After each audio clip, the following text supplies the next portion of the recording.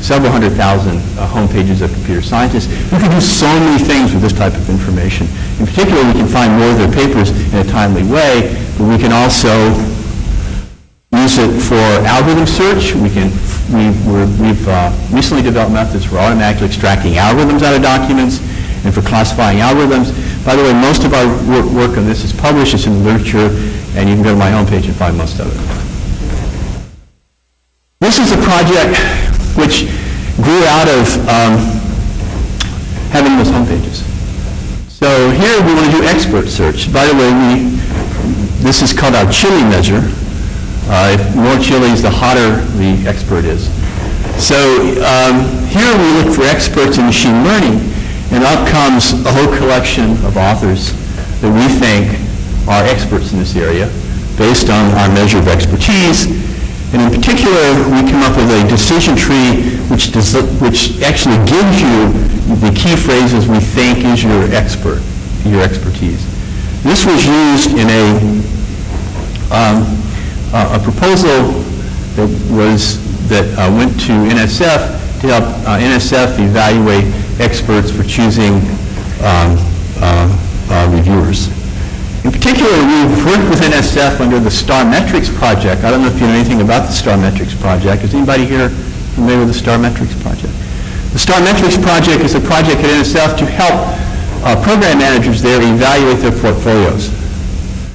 So what we showed them is that this is what we call Grant Seer, where you can, this will help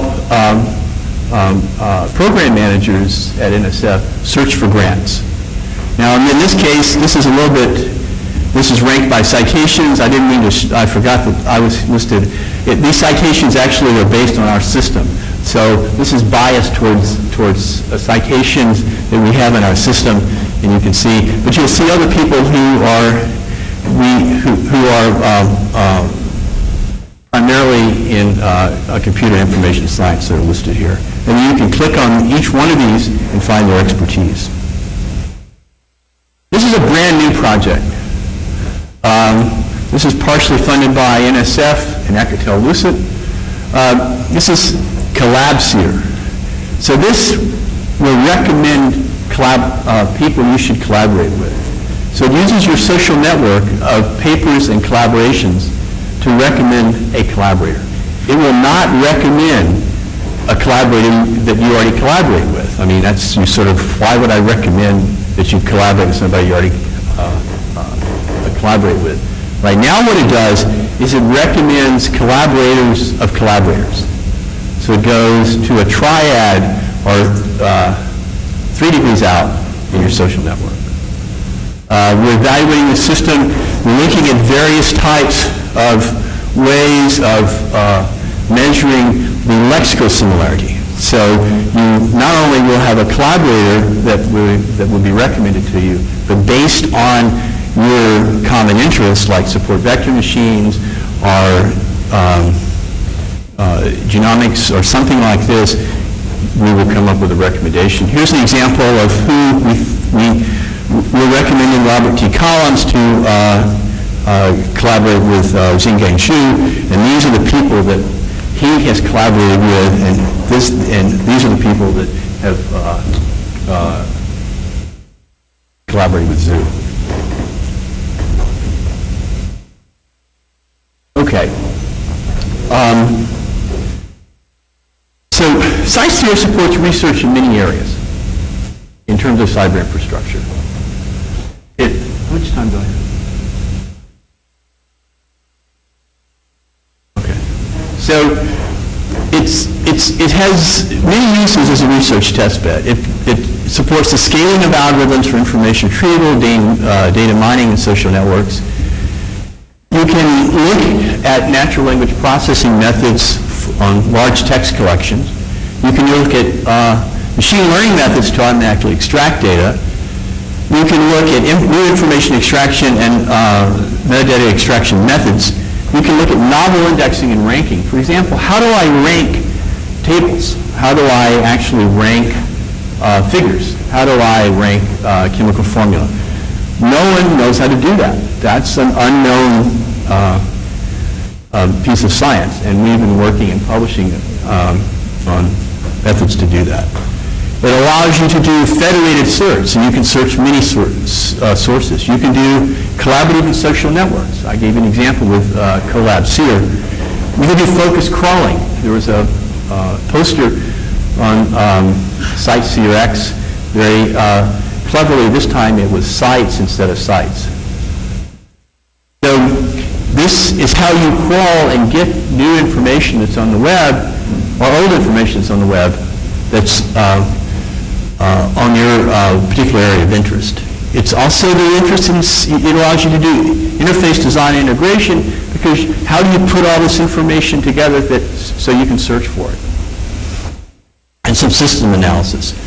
And also you can do sort of applied research issues, like how you integrate with other digital libraries, how you do automated feature development, how you transfer to non-technical use, and you saw also a poster that we put up on how you would migrate such a system to the cloud.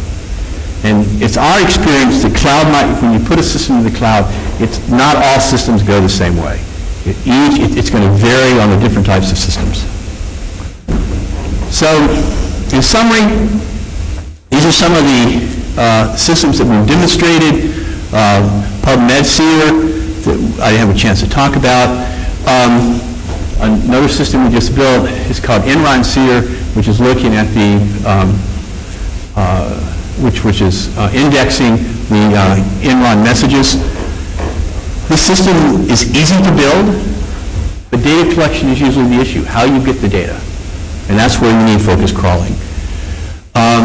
This commercial strength software that our systems are built on allows you to continue to use this as a real system. You can scale it up and have it out there and be used by academics and others.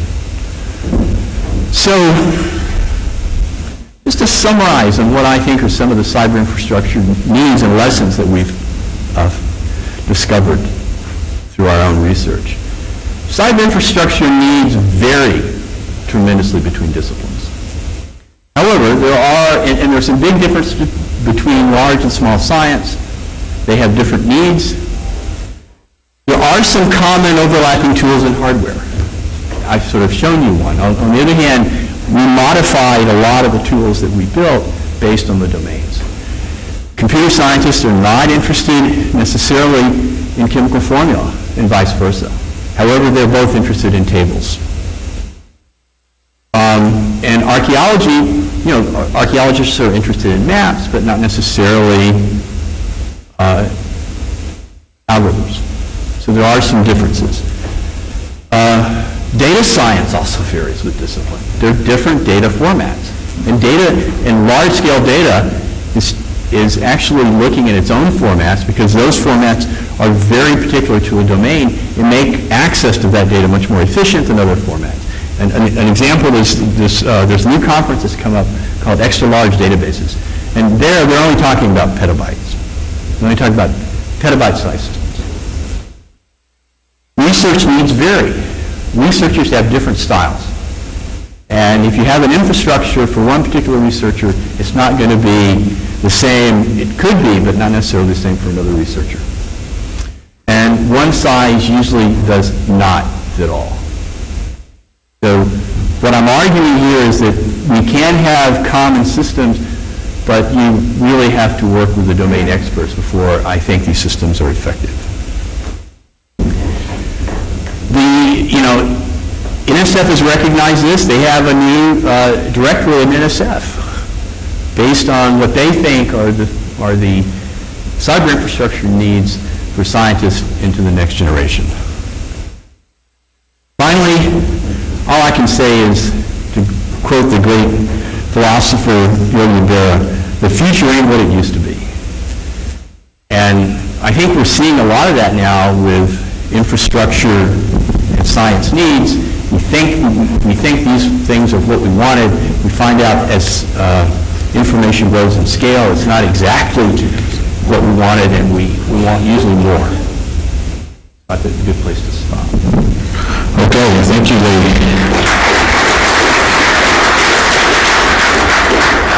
Any questions for Dr. Giles? Okay.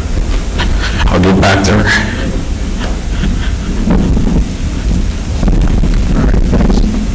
I didn't understand what you meant by extracting algorithms out of documents, and I also didn't understand what you meant by populating an ontology.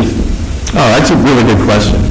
Sorry, I should have spent more time on it. So often what will happen is that a set of experts in a field will define an ontology.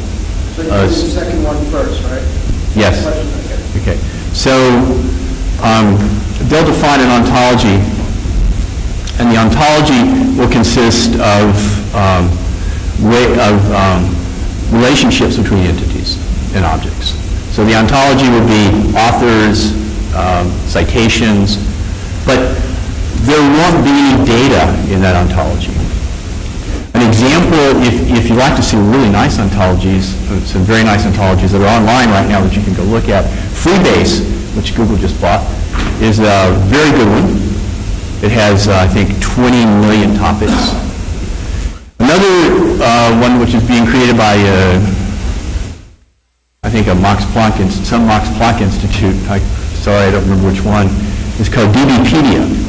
So DBpedia is making making an ontology out of the actual Wikipedia pages.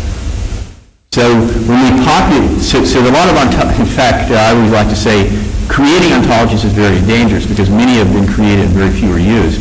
And the reason very few are used is they don't have anything in them. There's no examples of the ontologies in it.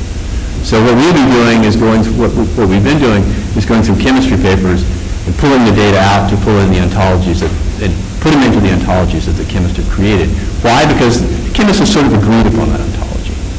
And then the other is, how do you extract algorithms? Yeah. Okay. So I'm really glib on that. What we're often extracting is we find the figures in documents which have pseudocode and sometimes which have algorithm. And we try to take out that, we have some box cutting algorithms. The same thing we use for table seer. How do we find tables in documents? So we have you can easily find tables in documents. You can look at, you say, hey, this is a table, that's a table. What we developed are box cutting algorithms which allow us to find the part that is an algorithm or that's pseudocode. And then actually, it's not real hard to find some of this because it's usually in the caption. Someone said, well, how do you find figures? I said, well, we go through looking for the term figures. So how do you find tables? Well, you go through looking for tables. So it's not that hard to find some of this. What's really hard is to have really good recall and really good precision. However, since there's no system that really does this automatically, and some people argue we live in the world of good enough, that it's good enough. And you use it. I mean, search by Google is good enough. And an example of good enough you use all the time is your cell phone. It's good enough. It's not really as good as a landline. Thank you. Did that clarify? A little bit. Okay. Anyone else? Okay, let's thank Lee Giles once again.